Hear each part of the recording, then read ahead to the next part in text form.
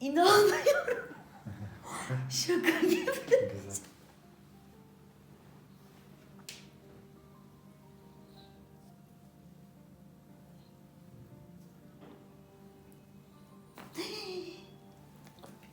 Güzel olur. Tamam mı?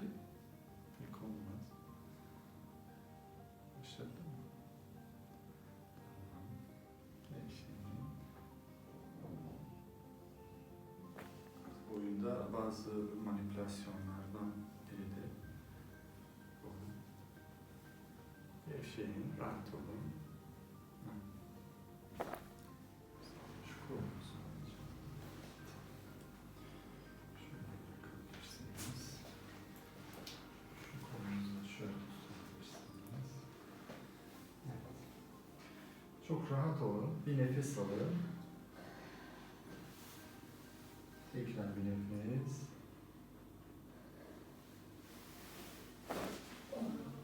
Güzel. Alın nefes. Tekrar.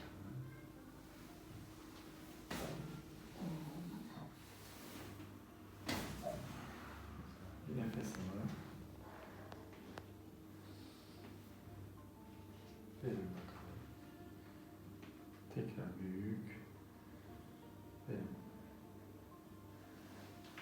Of. Güzel. Bir kez daha. Of. Güzel. Bir kez daha. Son kez. Burası biraz ağrılı sanki. Evet. Evet, bir nefes alın. Verin. Oo. Güzel. Başka kaldı mı? Tamam.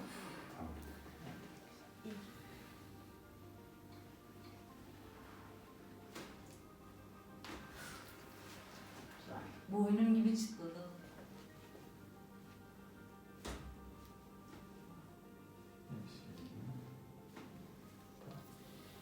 Öyle değil. Bunlarda patolojik bir bozukluk olmadığı için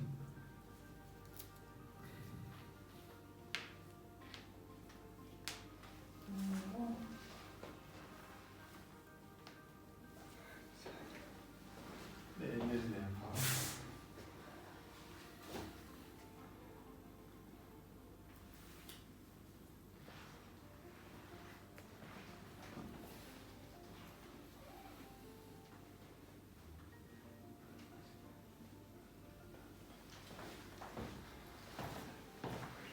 Mehtap Hanım uyuyabilirsiniz. Vallahi uyuyacağım hocam ya. Hatta hiç gitmek istemiyorum eve. Bu gece ben burada kalayım, siz gidin.